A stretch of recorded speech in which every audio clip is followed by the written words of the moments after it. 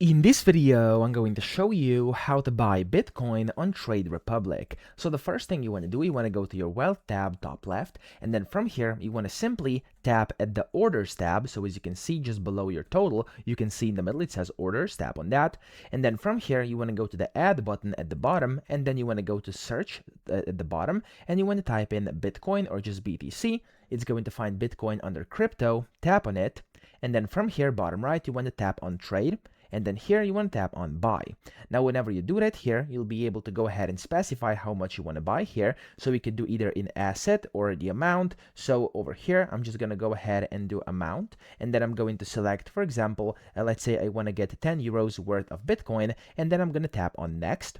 And after you do that, tap at the buy button bottom right if everything looks fine, and you'll be able to go ahead and buy Bitcoin that way. So I hope this video helped you out. If it did, please subscribe to the channel and help me out as well.